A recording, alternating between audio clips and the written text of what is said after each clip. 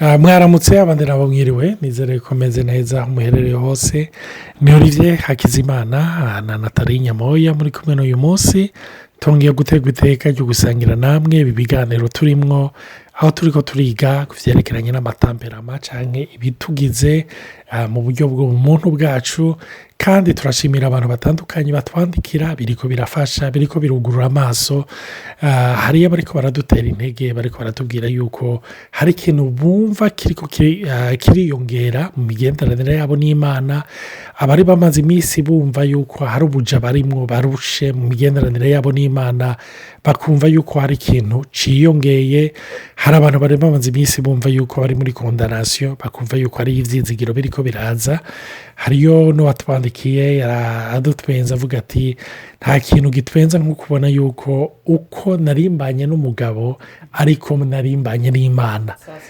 hajya kenshi uburyo duprojeta novuga imaje ku Mana uko tubana n'abantu mu buryo bumwe cyangwa ubundi naco gituma nibaza ijambo ry'Imana ritubwira ni gute uvuga ko ukunda Imana utabonesha amaso ariko ukanka mwene so ubonesha amaso novuga ni nk'akago Imana ituvunira kuko irazi yuko ni watangura gutireta neza umwana w'umuntu ubonesha amaso bizokorohera no guprojeta image nziza ugira ku Mana Imana ishimwe cyane rero nagomba kubandanya ndabatera intege namwe ndababwira yuko dukeneye natwe gutegwa intege nimba hari intaye mufise ntimutinye kuturungikira ariko nimba hari n'ibibazo mufise ntimutinye kutwandikira kuko byinshi mu bibazo mwagiye muratubaza nivyo vyagiye biravukamwo aya maudio menshi mwagiye muraronka uyu munsi rero twari tumaze nk'amaudio ashika 3 turiko turavuga ku migenderanire hagati y'umumelankolike hamwe n'Imana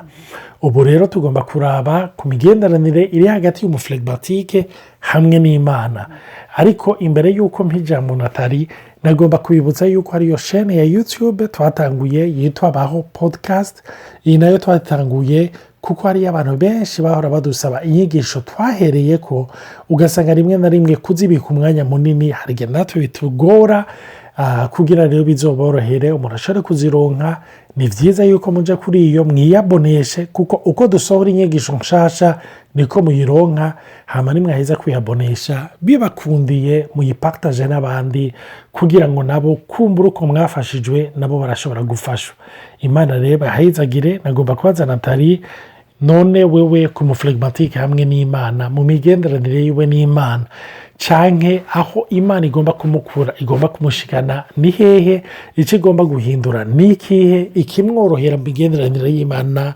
nikihe ivyo n'ibibazo vyose tugerageza kwishura Imana ibahezagire nongeye kubaramutsa nanje no kuri niteka gushobora gusangira ijambo ry'Imana namwe no kurimburira hamwe nk'uko Olivier bivuze n'ukuri ni bihe byo kurimbura ko hari abantu benshi batwandikira badushingira intaka kandi banatubaza banatusubije n'ibintu Imana ibahezagire cyane n'ukuri nous prenons en considération ibintu mutubwira vraiment uko biradufasha rero nk'uko Olivier ko aravuga umunsi twatandukiye ku muflegmatike wa muntu yamari umunyamahoro vy'ukuri n'umuntu umunyamahoro atangorana afise twarabonye ko afise ivyerekana ko afise intege nke arafise n'ibintu vyiza cyane kuvyerekeye ama force afise n'umuntu afise abona ubuzima atabintu by'ibishobisho byinshi birimo ko kenshi kubona ubuzima uri lucide uri depassionné ata passion nyinshi kandi wabishimwe ibiharuro bimwe na bimwe birafasha kuko hari igihe duhitamwo twiruka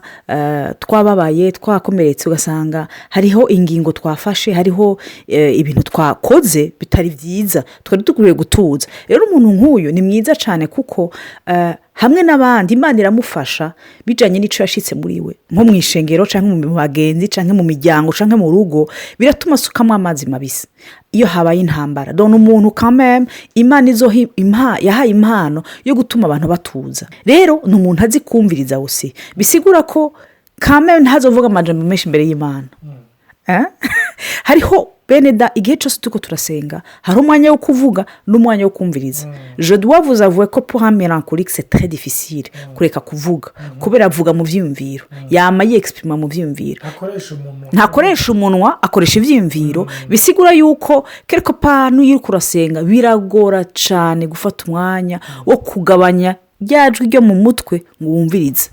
nicyo gituma nibaza yuko kumbura nk'umumera kuri kare karasenga bimworohera kumedita purisi ijambo ry'Imana kurusha kugira ibyo avuga cyane rwose. Kurimbura wewe iyo ariko aravuga akoresha ya majambo yasomye, akoresha icyo yumvise, arimbura cyangwa yexprime bivanye n'icyo yinjijemo. C'est vrai ko n'umuflegmatique n'umuntu ari introverti afata umwanya wo kurimbura, n'umuntu arimbura quand même, n'umuntu ari profond, nawe nyine afite iyo mpano yo kwicara yo kumviriza, n'umuntu azokwigishwa neza, n'umuntu qui sera aussi un bon disciple parce que n'umuntu yumviriza, umuntu ashiramo ubwenge avuga ati non ko bivuze ngo tuvyumvirize, tubirabe, tubipime, tubisuzume. C'est très bien, bisigura ko quand même ntazotwagwa n'imiyaga y'inyigisho izo zose, sivyo? Ari mu bantu bazoba beaucoup plus stable, nk'umusanga qui est quand même amoureux déjà, akunda abantu, akunda ingene wakishuhije wakiryoshera kijya naho bakaza kwimva ati mbashije nakoze canke numvise byari bikwe kinashusha. Ariko mu phlegmatique avuga banzuriye ndi rega gushuha imbe ibintu yavuze nibi. Donc quelque part ari question aribaza ibibazo bisigura ko aramina ibyinjira mu buzima bwe, ce qui est très bien. Ararimbura rero niyo abazi rero kumviriza impano afise wose biramworohera kutavuga menshi imbere y'Imana.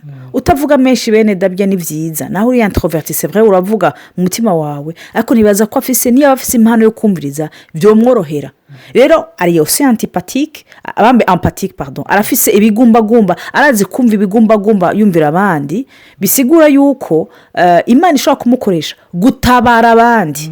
Turashobora ko turi mu kivunge vy'ukuri, ugasanga twashushe twakoze nababwiye mu melancholique n'ivyimviro s'abantu cyane, c'est vraiment pas les relations.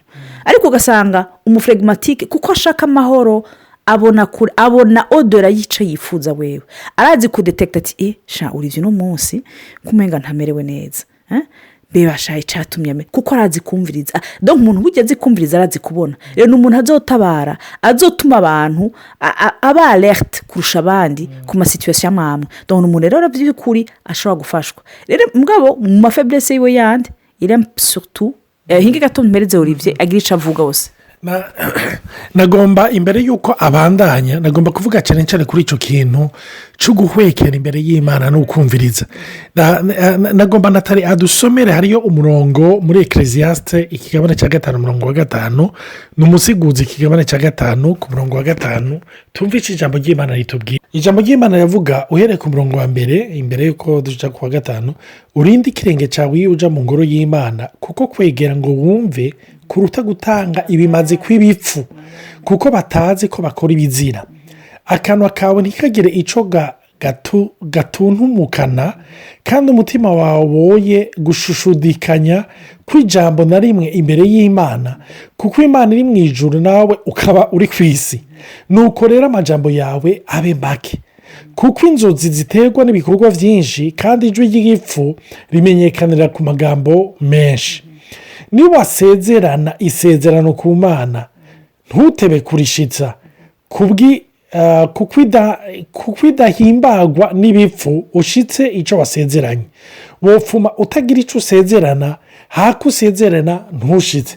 Rero iri jambo nigeze kurihabwa n'Imana hareze imyaka mwumva nk'uko Natali yarabivuze abasangera abantu bakunda kuvuga. Urumva rero kenshi mu gukunda kuvuga hari igihe dutanga amapromese facilement. Iciza rero cy'abaflegmatique bobo n'ukuri ntibihutira kuguprometa ibintu byinshi kuko wewe yifuza kuba ahantu ntaboneke. Rero kuguprometa ni nkaho umenga araserutse, sivyo? Rero aha umunsi umwe ndiko ndasenga numva umenga Imana irambwiye ati mbe Olivier waruzi yuko mfise byinshi ndakubwira kurusha ivyo umbwira. Ati kandi waruzi yuko byinshi mu byo ndakubwira biri mu inyishu y'ivyo ugomba kumbwira. Ati yaba ufata umwanya wo kunyumviriza wosanga muri byinshi bimwe ugomba kumbwira bitagikenewe. Aha mutumve neza ntituriko turabuza abantu kuvuga gusuka umutima wawe imbere y'Imana ni byiza kubikora, ariko burya mwibuke yuko imigenderanire hamwe n'imana ni relation ya double sens. ni ukuvuga ni imigenderanire igenda ikagaruka, uravuga mugabo ukumviriza, uratanga mugabo ukakira. rero ku baflegimatike kubera novuga iyo ngabire naturellement bafise, ni ikintu novuga kica kiborohera muri bo kugira ngo bashobore kubamwo, kugira ngo bashobore kugenderamo. hama Natali yavuze kuri icyo kintu cyo kumviriza. ugiye kuraba kera abigisha kimwe muri karite yabo ikintu cyabagaragaza ni uko yari abantu bumviriza. novuga sosiyete tubayemo uyu munsi turi abantu tutakigira umwanya wo kumviriza, sibyo? nkunda kubibona mu bana bacu.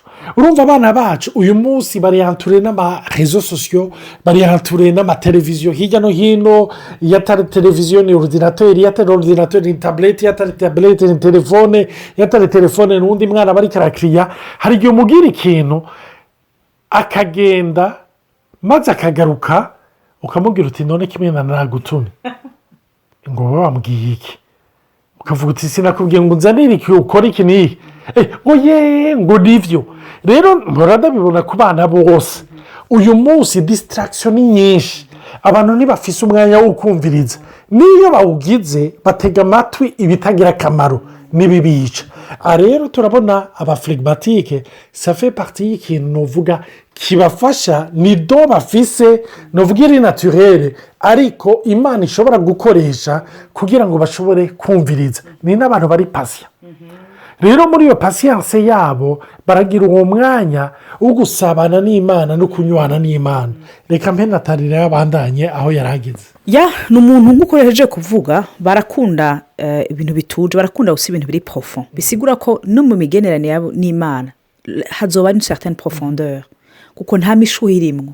bene da ni byiza kugendererwa n'imana ukumva les emotions zakozwe ko, ariko ntiwo kwamugendera muko kuri souvenir ko yakugeneye mu bigumbagumba. si abantu rero curieusement mu bantu baba barakijijwe nibo bantu menga bafise uguhinduka canke iyo bakiriye imana mu buzima bwabo, si ibintu biboneka cyane. si abantu bashuha. umusange sinzi ko byigeze gushinga intahe kera yari mu isi nyine afu nk'umusange, ageze mu mana mu musange uko nyine uguhinduka kwiwe kuri frappant. n'abakorerikisi exactement la même chose, kuko n'abantu ba extraverti ibigumbagumba byabo biri hanze. ahinduye utegerezwa kubimenya, umusanga ahindutse utegerezwa kubimenya. umumelancholique c'est vrai urashobora kubibona, ariko umuflegimatike niwo muntu utazobibona cyane. avuze uko nyacanyibutsa hariyo umumama ari aho navuze mu izina, niwe abantu bahora bambaza ngo none ngo ujya mu mama ngo yarakijijwe. nkavuga oya kwanza nariko ndashinga intahe ntindashimira imana, niyo ntujya mu mama nkunda cyane ntiyarakijijwe. barambwira ngo none ngo ujya yarakijijwe by'ukuri? ndavuga ngo yarakijijwe, ngo none ngo ujya yarakeneye gukizwa. urumva kuko uko ateye ni umuflegimatike, niwe abyara abaflegimatike, niwe baserukira ku isi. rero mu buryo bugaragara d'abord ushobora no kumurengana ntunamubwira ubutumwa, kuko wumva umenga muba bukeneye ntarimo. urumva ku buryo na changement yiwe iragoye kuboneka. ntavuga, ntagira utujambo, ntavuga abandi, nta ponda, nta rusaku. urumva n'abantu umenga baraciye bugufi, nabo baba bafise urugeye umenga n'abantu baciye bugufi, n'abantu bari arekare, n'abantu bari bari disitire, urumva batagomba kugaragara. nicyo nagomba kuvuga ko yego vraiment abantu batazoshira habona cyane kwemeza kwabo. aya ni tuzovuga ati none byakwereka umenga ntiyasuma. rero iyumvire ufise umupasteur umusanga cyangwa ufise umupasteur umukorerike umuflegimatike, arakubwiza aragukondana, ababwira ati we ntiwakijijwe, we ntushuha. no ce n'est pas mauvais, ntiwaguye, ni kuri, ni kumeze, kuko nawe uko ugaragara mu bigumbagumba byawe même dans ta relation uri dépassionné n'Imana. kandi icyo kintu ni cyiza cyane kuko Imana izogikoresha. ariko nk'uko nababwiye aussi umuflegimatike arafise aussi intege nke ziwe.